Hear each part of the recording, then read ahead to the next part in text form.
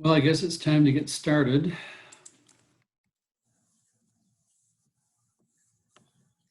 And I put up the first 6 additional homework assignments. I did one of them. It took about 12 minutes. So these are much easier than the problems. It'll take a lot less time. So actually, if you're doing the work, it should improve your grade.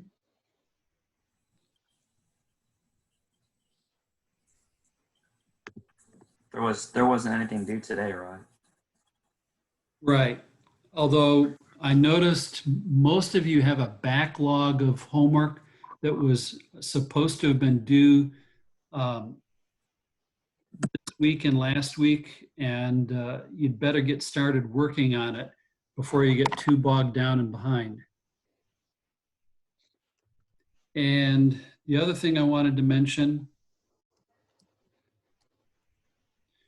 is that we're going to be starting the Unit 5 PowerPoint. Oh, yeah. Also, I really think it's a good idea to do the brief exercises for each chapter now before you attempt the longer and harder problems, because you'll know more about what the topics are when you get to the hard problems.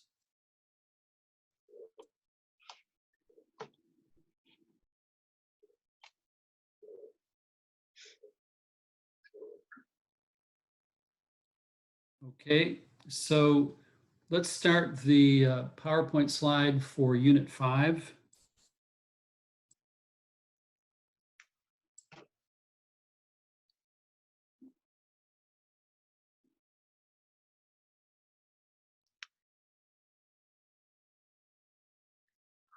Now, I'm assuming that you can see it says accounting for income taxes and introduction to pension accounting, and you can see the laser pointer moving around.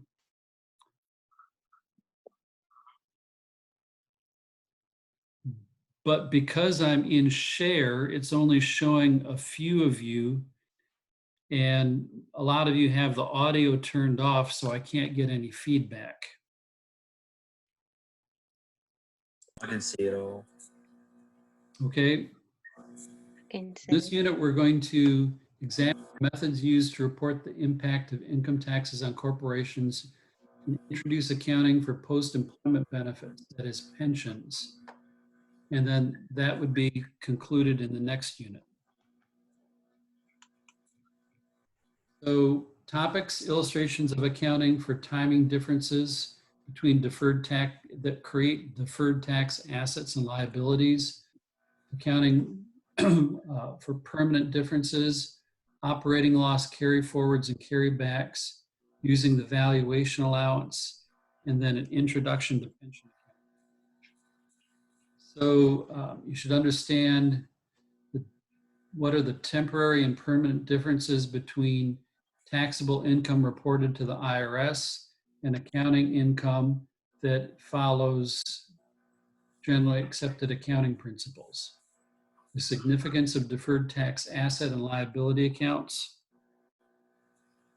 the significance of the deferred tax asset valuation account, what's tax carryback and carry forward, the difference between defined benefit and defined contribution pension plans, and biblical principles behind tax reporting and pension reporting. So we're going to start off with Romans 13, 1 through 7. And this is the main passage in the Bible that talks about why we're supposed to pay taxes. And in this passage, Paul, under the inspiration of the Holy Spirit, explains that the purpose of government is to avenge and to restrain evil. God has given us governments because we need protection from ourselves. Governments are supported by taxes, and therefore taxes are legitimate. Let's take a look at the passage. Romans 13, 1 through 7. Everyone must submit to governing authorities, for all authority comes from God, and those in positions of authority have been placed there by God. So Anyone who rebels against authority is rebelling against what God has instituted, and they will be punished.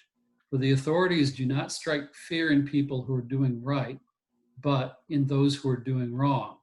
Would you like to live without fear of the authorities? Then do what is right, and they will honor you. The authorities are God's servants sent for your good. But if you're doing wrong, of course you should be afraid, for they have the power to punish you. They are God's servants sent for the very purpose of punishing those who do what is wrong. So you must submit to them, not only to avoid punishment, but also to keep a clear conscience. Pay your taxes too for these same reasons, for government workers need to be paid. They are serving God in what they do. Give to everyone what you owe them. Pay your taxes and government fees to those who collect them, and give respect and honor to those who are in authority. Now, what it's talking about here is not describing what is always the case with every government. It's talking about the normal situation that governments are supposed to be in.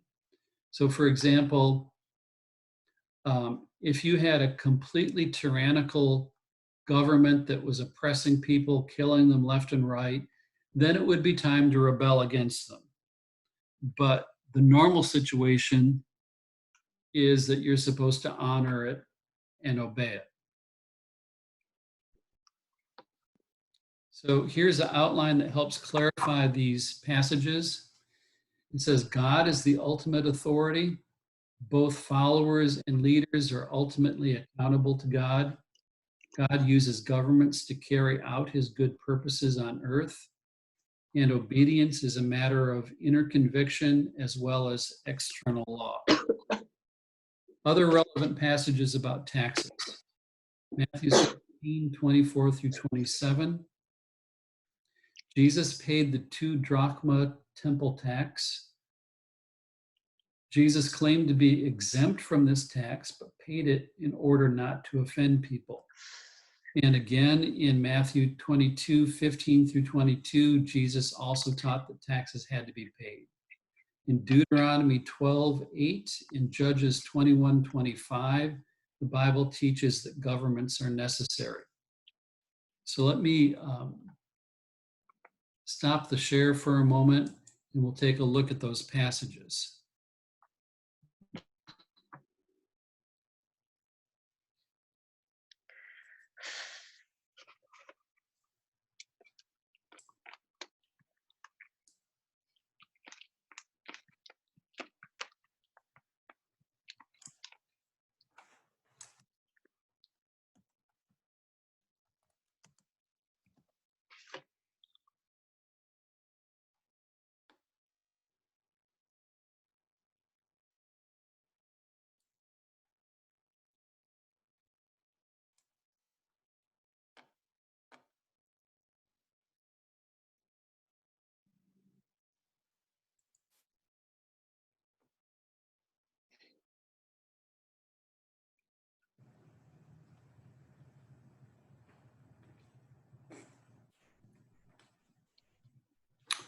Okay, share screen.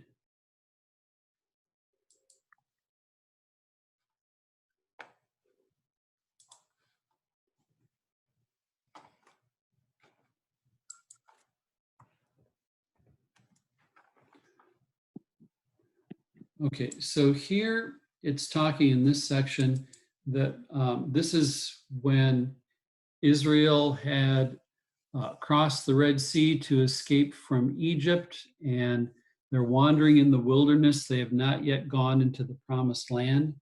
And God is telling them that when they do enter into the promised land, that he's going to set up a place where there's going to be a single temple, and that's where they're supposed to worship.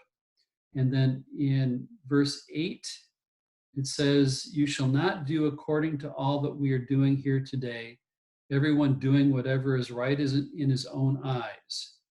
And so what it's saying here is that without a government, people do whatever they want to, and it just creates chaos.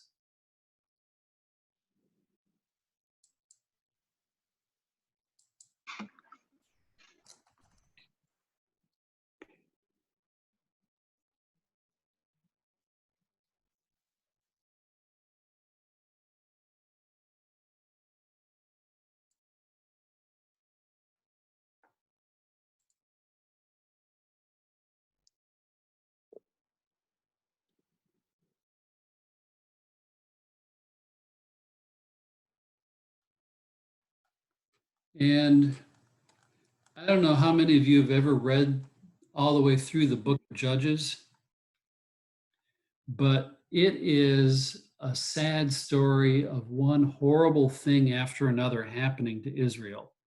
And at the end of the book, it concludes by giving the reasons why all these terrible things were happening. In those days, there was no king in Israel. Everyone did what was right in his own eyes. And because they had no government that had authority to punish people for doing wrong, people were just doing anything that they felt like doing. And it was complete chaos.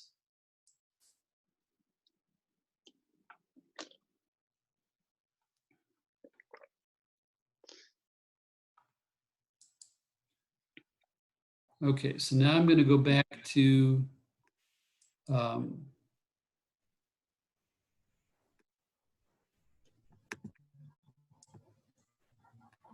the PowerPoint.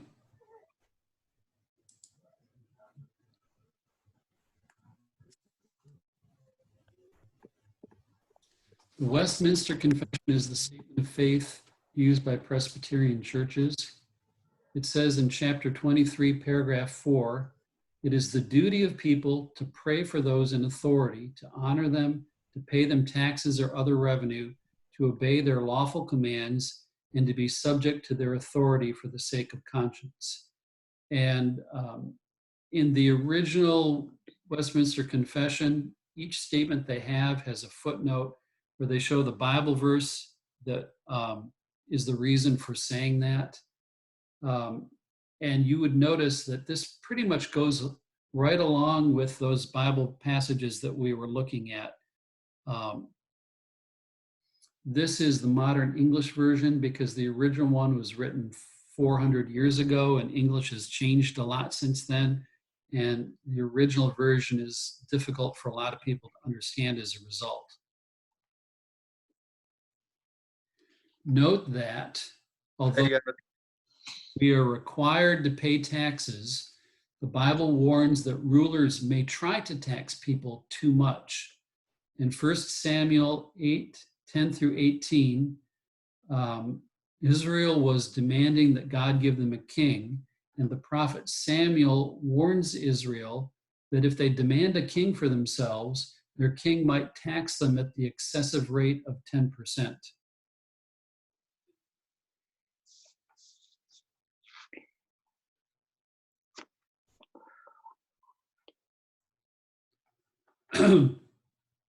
Biblical foundation for pensions.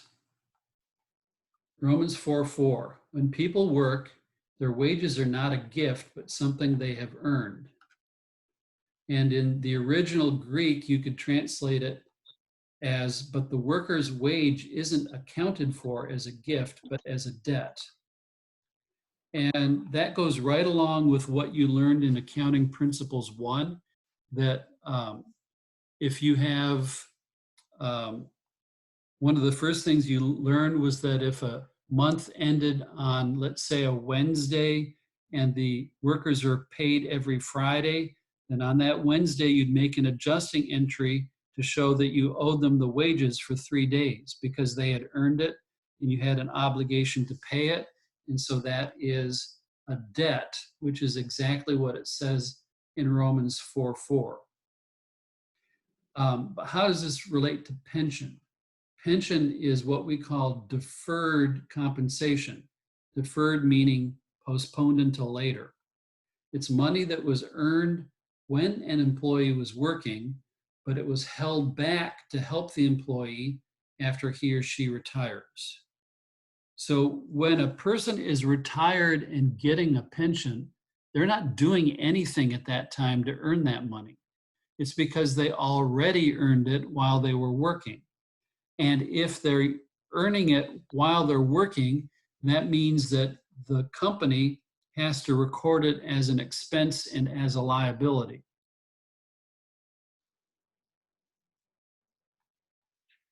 Okay, now the amount of tax expense that should be reported on the income statement should be based on how much tax a company will eventually have to, well, let's go back. Did y'all have any questions about or comments on what we've talked about so far?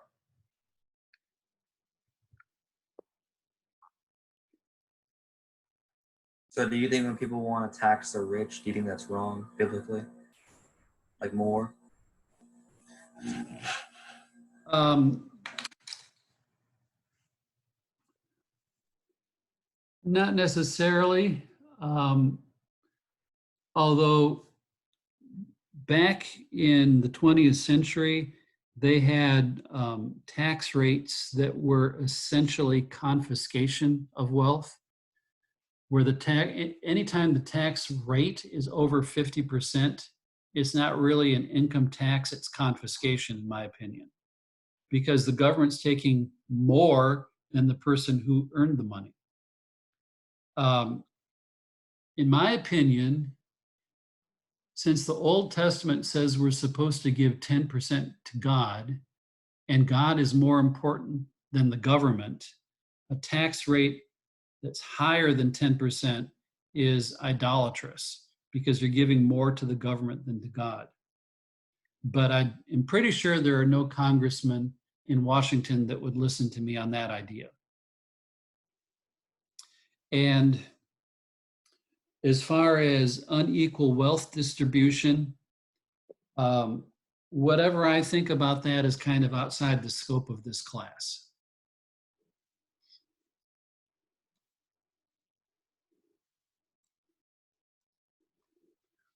Okay, so let's go on and go back to the share. Income tax liabilities created by current GAAP earnings are recognized on the current income statement as an expense, regardless of when they're payable. If this year's income creates taxes that will eventually be payable in the future, but not payable this year, they should be reported as a deferred tax liability on the balance sheet. Likewise, if for some reason taxes are owed this year on income that won't be recognized by GAAP as revenue until sometime in the future, then a deferred tax asset, similar in concept to a prepaid tax account, will be created on the balance sheet. And I think that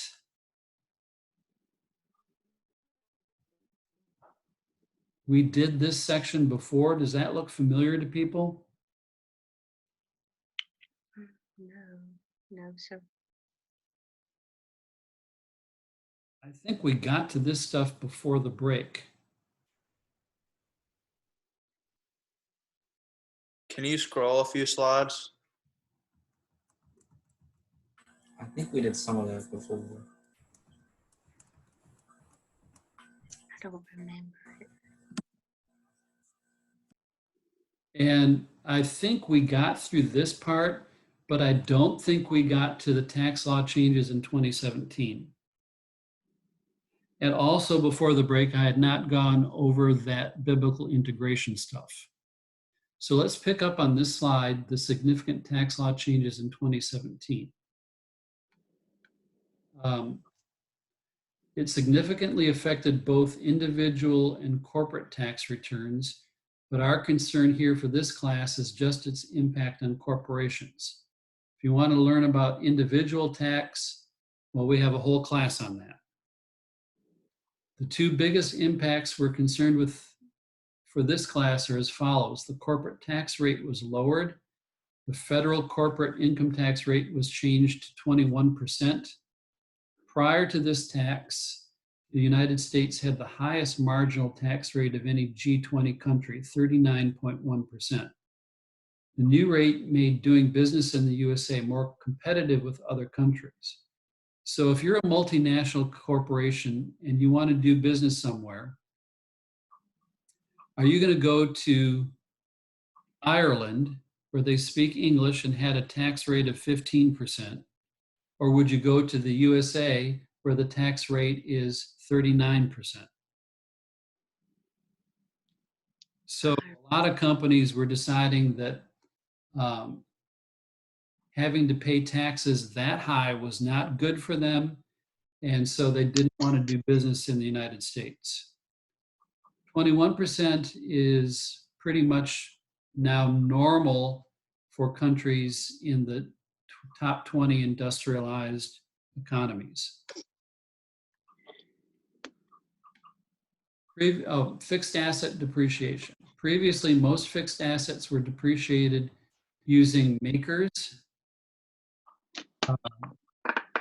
which is similar to double declining balance depreciation. The new tax law allowed a tax deduction of 100% of the cost of new fixed assets for a 5-year period of time. And then after the 5 years, the law is gradually phased out in steps over another 5-year period. It makes it easier for companies to finance fixed assets because income taxes are deferred to a future fiscal year. This depreciation method is not allowed for GAAP financial reporting. Fixed assets must be depreciated over their useful economic life. So this, they call it the bonus depreciation method.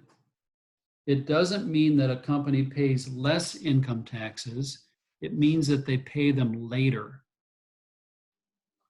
And if they can pay their taxes later, that means that right now they'll have more money to pay for acquiring fixed assets, which makes it easier for them to expand. Other changes in corporate tax that would be covered in Accounting 421. In the examples used by the textbook, a corporate income tax of 25% is used instead of the 21% rate that was passed by Congress. Well, there's 2 reasons that they do that. It simplifies the calculations, and it makes it actually realistic because most states have corporate income taxes in addition to the federal. So most companies are going to be paying more than the 21 anyway.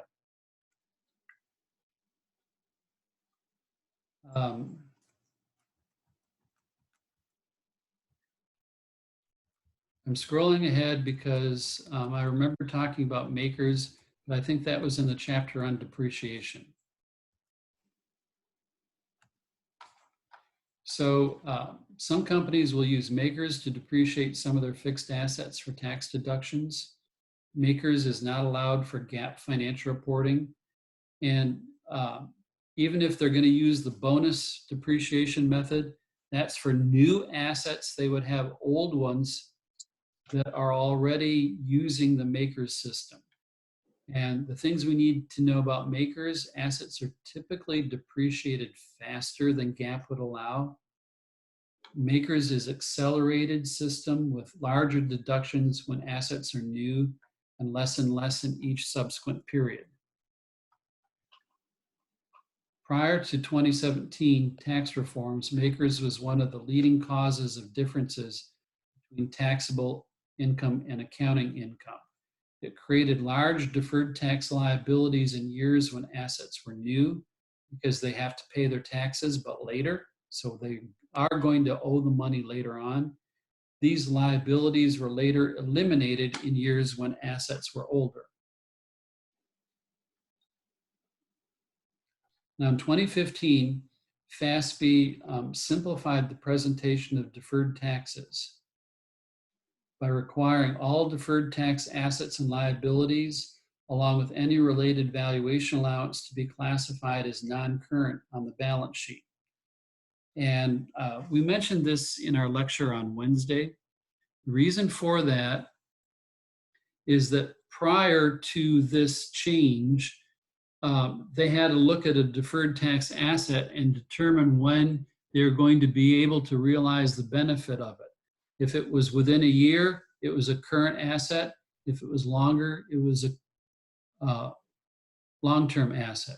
And the same for liabilities. It was complicated and it messed up balance sheets because companies were showing current liabilities that really the IRS was saying that they don't actually owe the money because of the peculiarities of the tax form.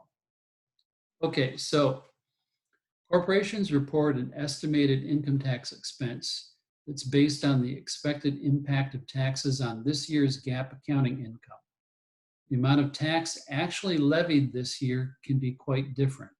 Since the reported tax is an estimated expense, the name usually used on most corporate income statements is not income tax expense, but provision for income taxes. Either name's acceptable though. So the book is always going to be calling it income tax expense. But if you go to real life income statements, it almost always says provision for income taxes. Here's an example. Watson Associates purchases $60,000 of computer equipment in January. They estimate the computer equipment has a useful life of 3 years. They record straight line depreciation of $20,000 for financial reporting. For tax purposes, because of bonus depreciation, they can deduct the entire $60,000 cost of the equipment in 2021. So here is their tax return for 3 years and their GAAP income statement for 3 years. So the only thing we're interested in is the depreciation expense. Everything else is the same for this example. So before taxes and depreciation, they have $120,000 each year on both their income statement and their tax return. On the income statement then, they record $20,000 of depreciation expense each of the 3 years, straight line depreciation. And when the 3 years are over, they will have recorded $60,000 of depreciation expense. So their accounting income before tax is $100,000 each of the 3 years. Multiply that by the 25% tax rate. Their income tax expense is 25, 25, 25, adds up to 75. And their accounting net income is 75, 75, 75, adds up to 225. On their tax return, however, they can deduct the whole $60,000 the first year, which means their taxable income that year would be $60,000, and the income tax owed would only be $15,000. So after-tax income would be $45,000. Next year, they don't get a tax deduction, so they have to pay income tax on the whole $120,000 of other income. So the 25% rate would be $30,000, and after-tax income would be $90,000, the same for 2023. So notice that accounting net income is different each of the 3 years than the after-tax IRS income, but in the long run, it evens out. Are there any questions or comments on that?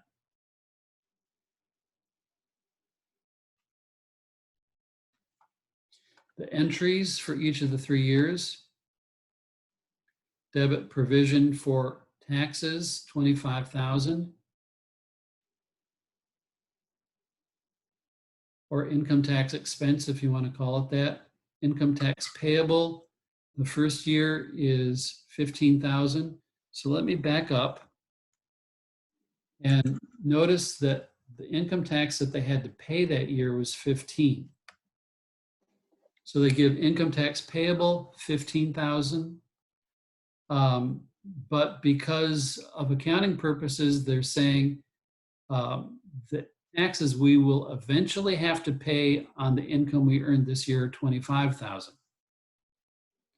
That is $25,000 on the $100,000. So that's what they record for their income tax expense each of the 3 years.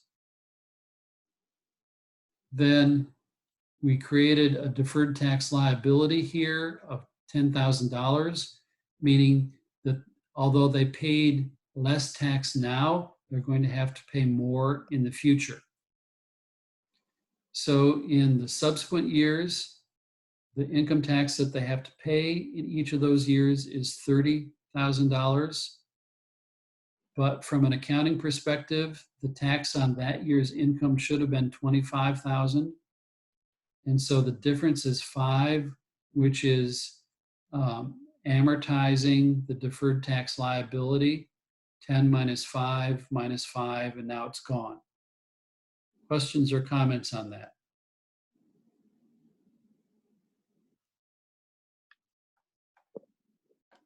Ayers Company purchased an asset for $80 million.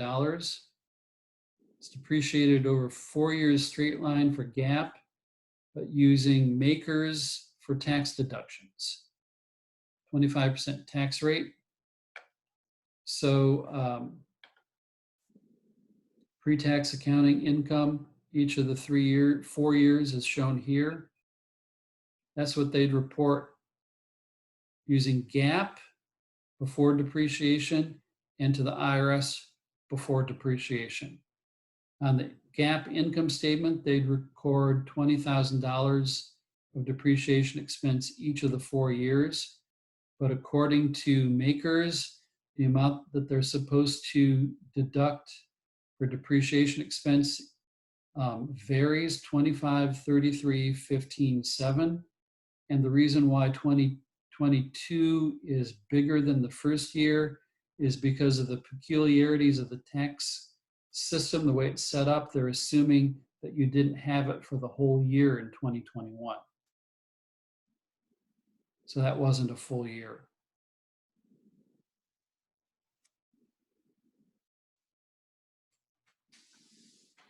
Okay, so pre-tax accounting income, income statement, depreciation expense, tax return, depreciation deduction.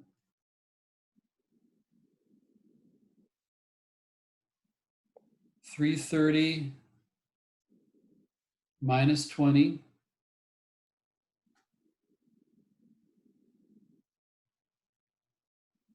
times 25% gives us the accounting tax expense, $82.50. Then 330 minus 25 times 25% gives us the income tax that's payable that year. So in the first year, it creates a deferred tax liability of $1,250,000. In the second year, 3.25 million. Then it begins reversing in the third year and completes its reversal in the fourth year. Notice whether it's GAAP depreciation or IRS, when the 4 years are over, they've recorded $80 million. Either way, and either way, the same amount of tax that's reported and paid is $361,250,000. Just that we have these timing differences according to when the depreciation is recorded. Questions on that?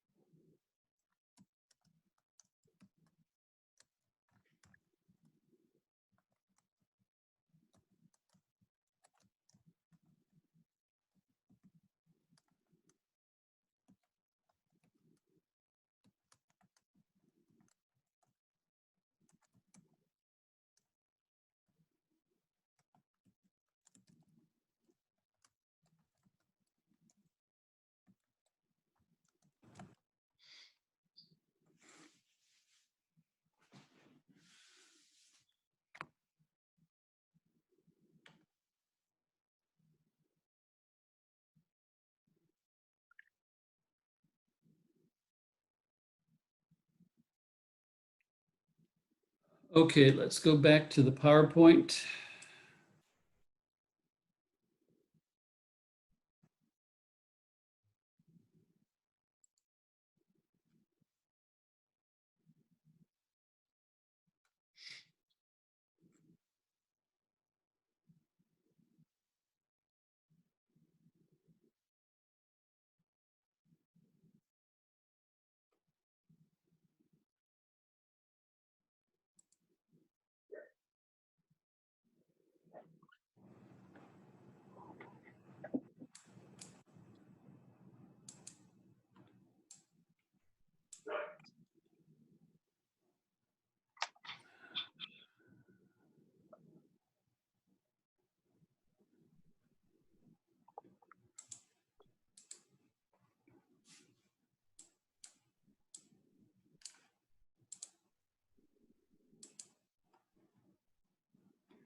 Okay, are you seeing example 2, journal entries?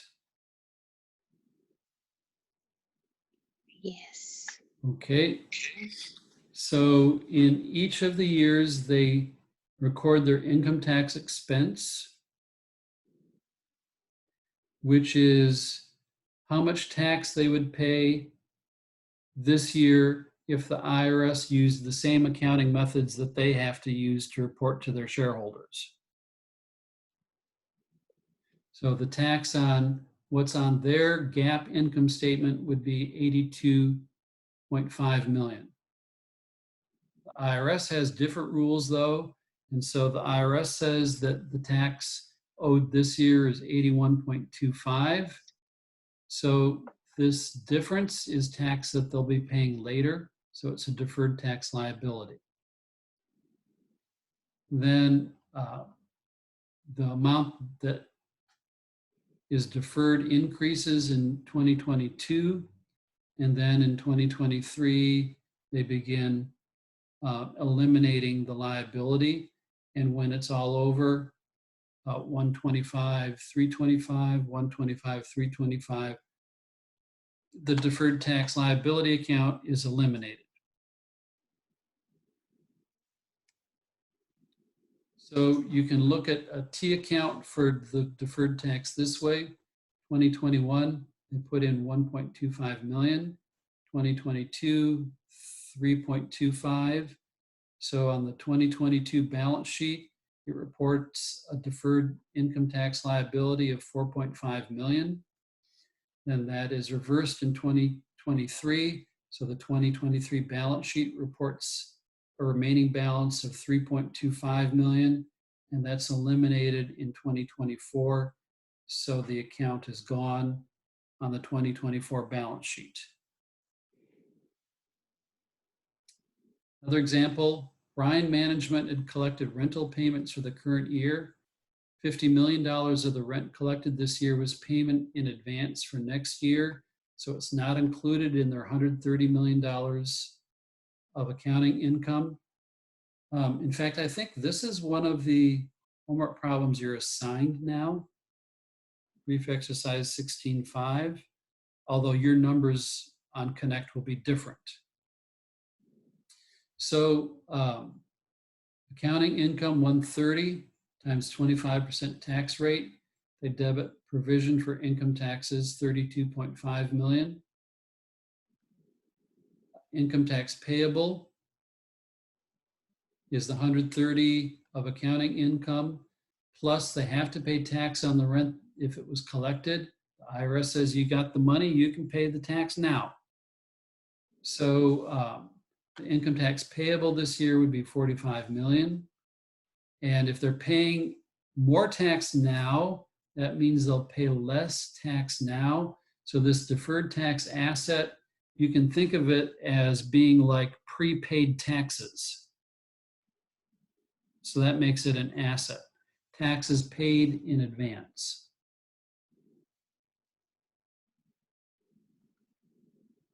We've seen already the differences between the timing of the recognition of expenses and revenues can create deferred tax assets. However, in order to benefit from a deferred tax assets reduction in future taxes, a company has to have taxable income. In other words, you can't have lower taxes in the future if you weren't going to be paying taxes anyway. So you can't get any usefulness from that postponement of taxes in some cases. So if they don't have enough future income to benefit from the deferred tax asset in full, then they create a contra asset deferred tax asset valuation allowance to reduce the deferred tax asset down to its expected realizable value. Here's an example. The company has a temporary difference of 16 million between taxable income and GAAP income because of estimated expenses. The tax rate is 25%, taxable income is 60 million. The company estimates that 75% of the deferred tax asset will not ultimately be realizable. 2 entries are required. This also is one of the brief exercises that's assigned for your homework, but again, your numbers will be different. So provision for income taxes, income tax expense, actually, these are the same accounts, income tax expense, provision for income taxes. I should have been consistent and used the same name. So 11 is the amount here. That's taxable income minus the temporary difference. So they have 25% tax on their GAAP income. Income tax payable is payable on the whole 60 million. So 25%, 15 million is owed this year. So that creates a deferred tax asset for the difference of 16 million. 25% times 16 million is $4 million. However, they don't think that they can get 75% of that benefit. And that might be because next year they're expecting that their earnings are going to be so low that they won't be able to use that tax deduction. So at least not completely. So if this is an asset account, then we need a contra asset to reduce it at 75%. So they're crediting the valuation allowance. And then if they can't defer their, if they can't lower their future taxes, that really means that their tax burden is going to be higher. So they add 3 million to their income tax expense.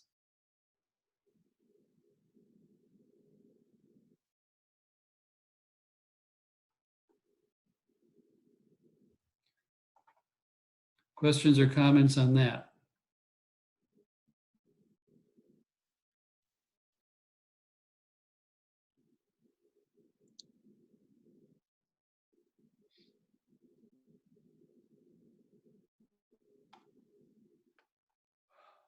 Here's a case that has both a timing and a permanent difference.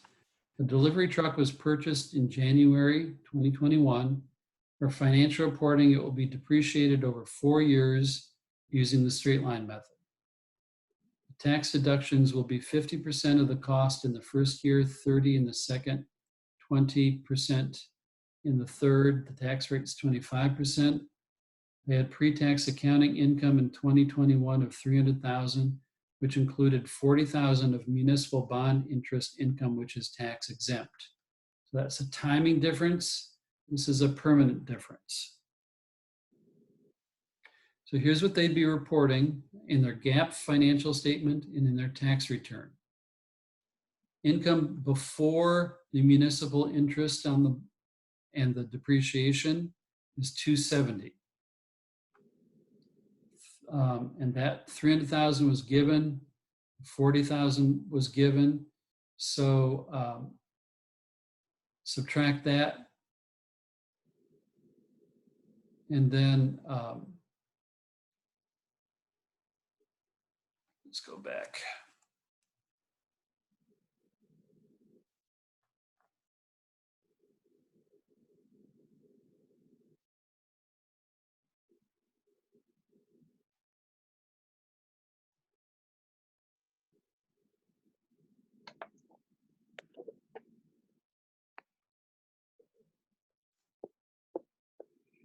I left off of this exercise the cost of the delivery truck.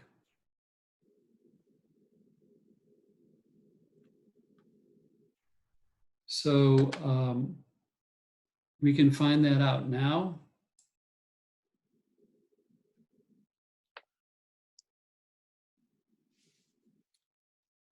Let me go to, well, actually, we've run over time and we're going to get disconnected at any moment because I told Zoom to do a 40-minute session, which is the maximum I can get right now. So we'll pick up on this exercise on Monday. In the meantime, I've been looking at Connect and Canvas, and a lot of you have a huge backlog of homework that you need to get to, because the longer you wait to do it, the more behind you're going to fall. So any questions or comments before we go for today?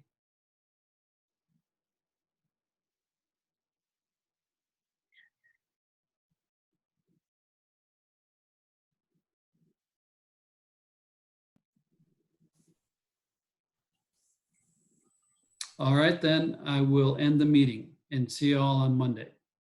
Don't forget, registration is supposed to have been this week for fall. See you Monday.